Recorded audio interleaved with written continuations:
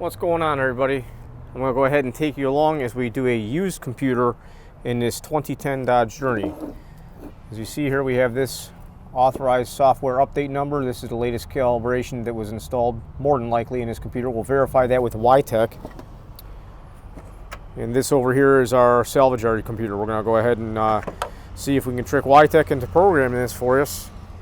We do have the battery maintainer on there, and we're getting set up here. So I'm selecting the YTech app. We have the connector device. We're using a Drew Cardac 3 Plus.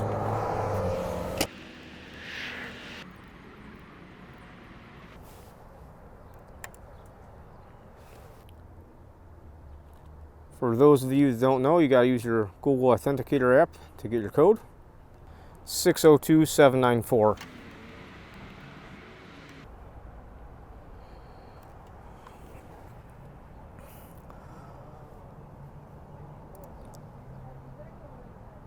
So currently we do have the original computer installed in this vehicle.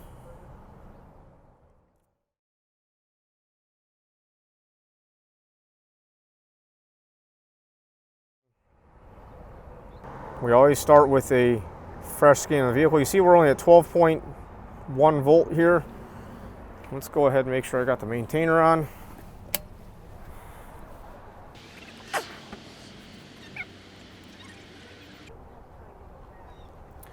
And now we're at 1310. That's good. We're maintaining here. So we're going to click on the All DTC button. We're going to click on that icon up there, the PDF vehicle scan report. This is our pre-scan for the entire vehicle.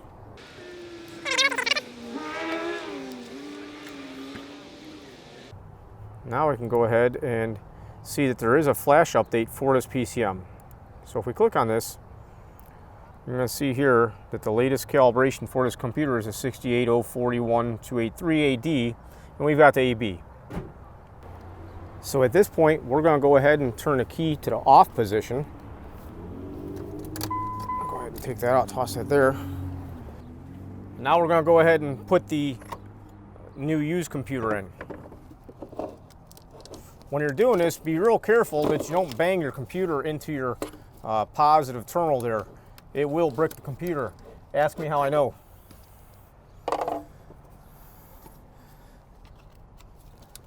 Let's go ahead and get this in here.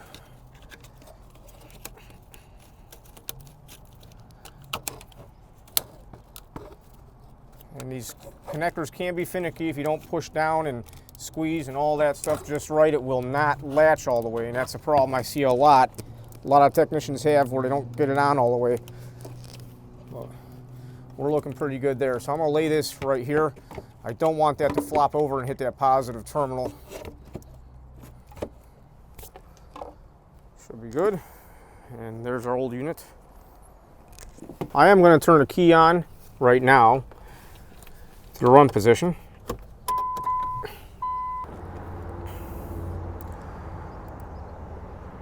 So we're going to go ahead and click on this that it needs to be updated.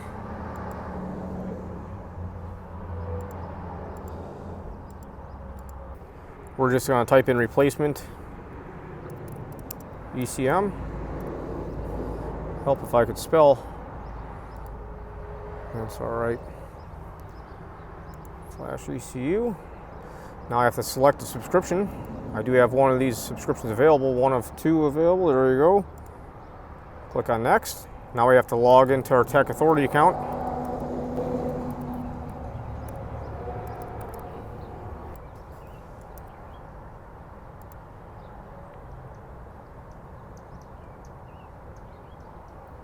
Now it says it's connecting the device.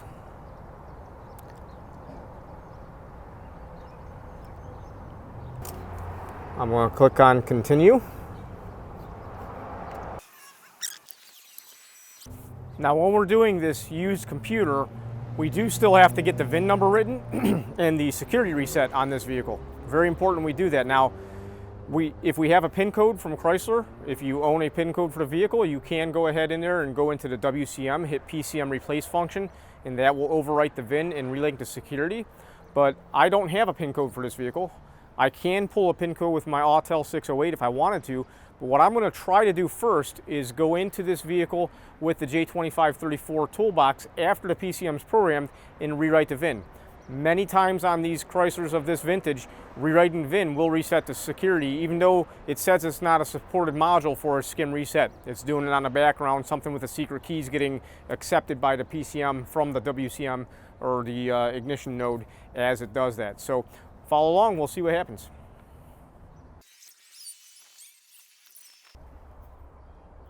One thing I've seen many times on these vintage Journeys and Chryslers with this particular engine and computer system is the throttle body's going crazy, kind of wigging out and causing all kinds of issues. It'll cause misfires on multiple different cylinders and also some stalling issues. Many times that'll be accompanied with some sort of code. I wish I could remember what it was, but it'd be like a software compatibility or something code along with a some sort of throttle body rationality code. But I know we got some new coils here, a couple new coils going on, so we'll see what happens.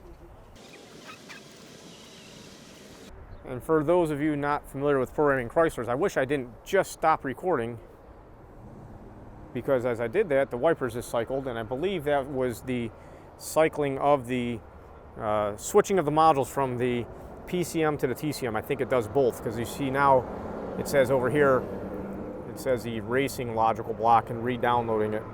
So that's what's going on right now there. It did the PCM and now it's doing the TCM side of it.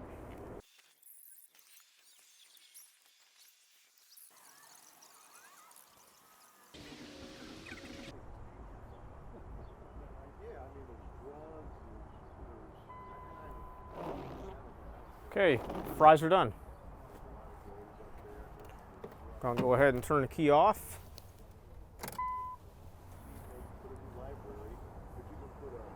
Hit the continue button. And here's what we're looking for. We want to make sure that this number right here, this 68041283283AB, is the same number. The letters do change based on the calibration update there. We want to see if that changed when we actually ID the vehicle again. So the key is in the off position. We'll turn it back on. We'll hit OK.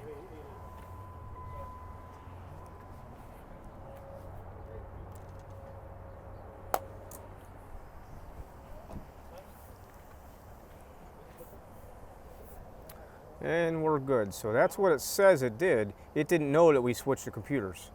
So we're going to hit View DTCs. And we're going to clear all DTCs and hit Continue. And hit Close. So now we got a VIN mismatch code.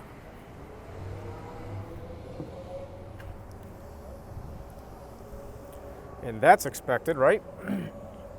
Because it's got the different computer in here. But we're going to go back to the vehicle map. I call it the topographical map. Really, it's just a network map. I'm going to click on PCM. And I want to make sure this number is reading properly. And at this point, I want to get this vehicle started. So I'm going to X out of YTech. All the way out. And I'm going to go into the J2534 toolbox.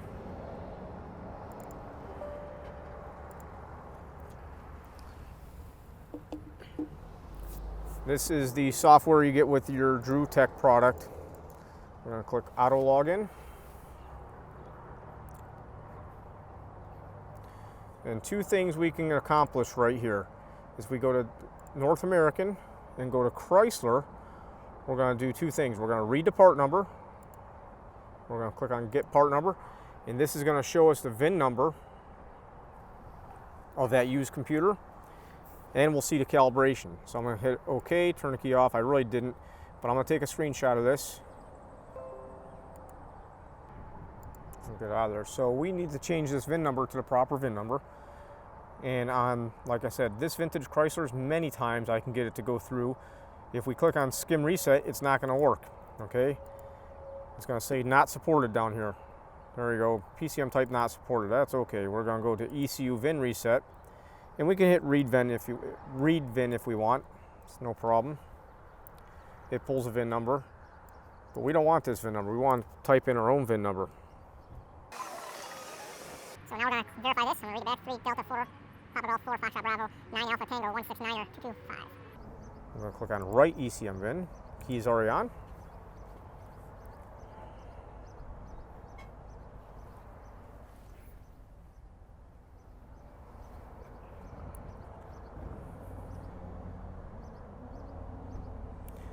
And if this works out, it'll come back and say it was wrote successfully and read successfully. It may or may not.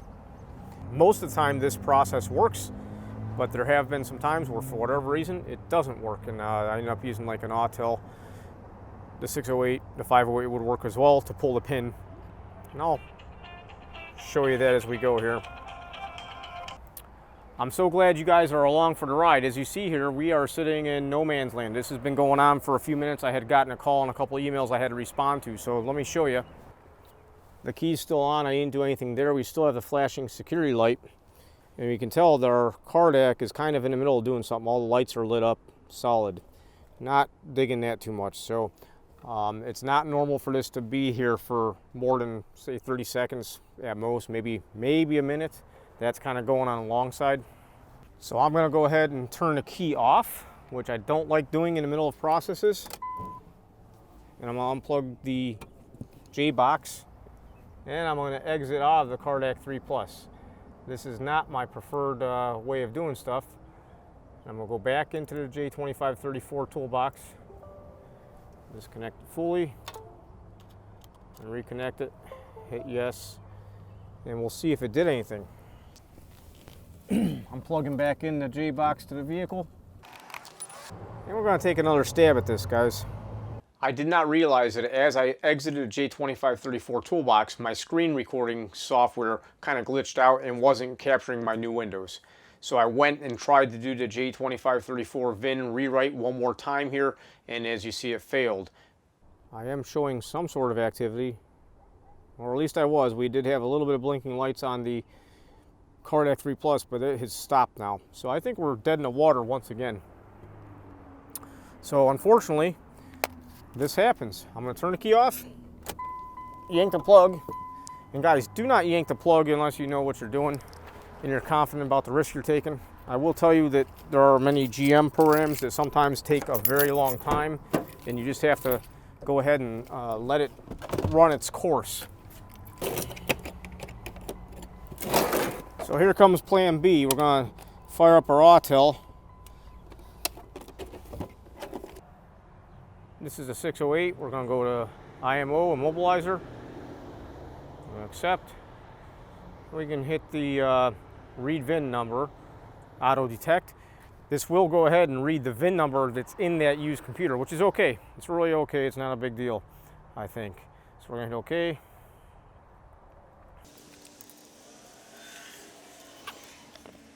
I'm dealing with the lighting issues, guys. We're going to go to Fabric key and hit OK. The ignition's on.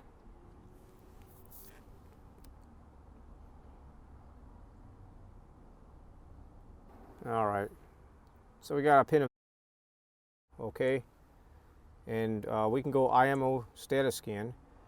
This will scan the vehicle for what we got.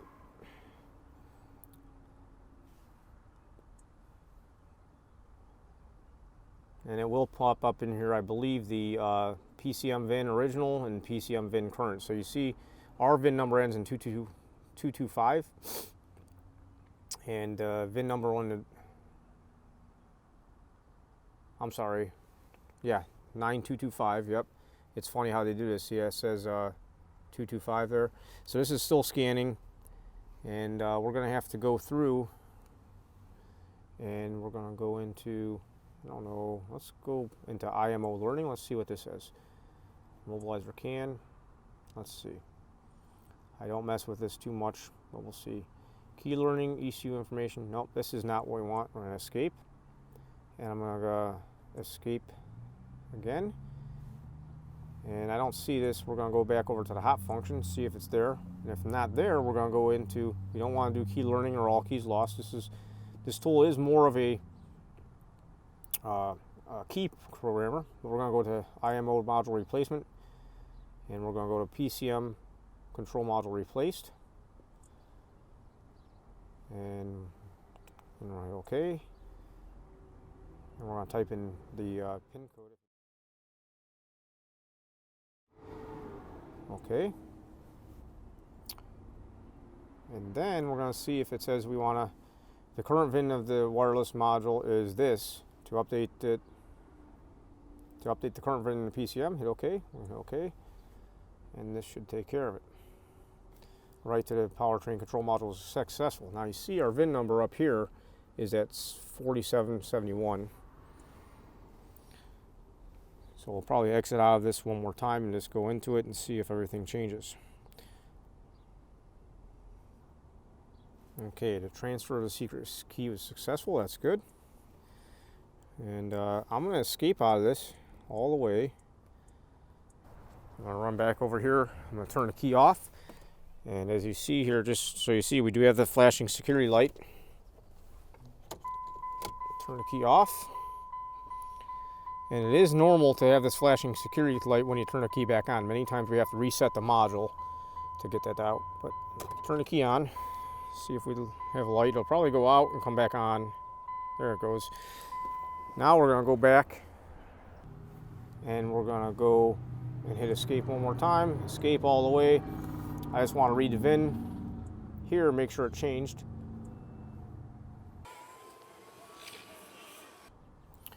And you can see right now that our VIN number has changed to the proper VIN number. So that's cool.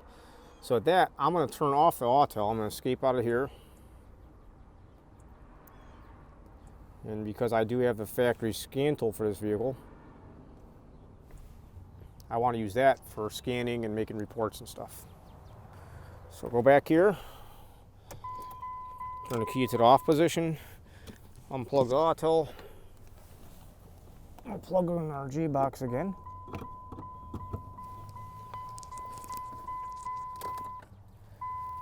And as you see, we still have that security light that is flashing, but the vehicle will probably start to run. I bet you will. Let's start it. So we've got a runner. Now usually a Chrysler will run for a little bit, one time and install, and then you'll start it up and then it might crank, start, install, and then it might not even crank. But we've got a runner here. So let's go take a look back in our YTech. At this point we fired up the YTech software, scanned all the codes, and there was a history programming code for the WCM. That's why that theft light was flashing. We went to the, I believe it was guided diagnostics, module reset, and then clicked on the WCM, reset the WCM, and that took care of the flashing security light.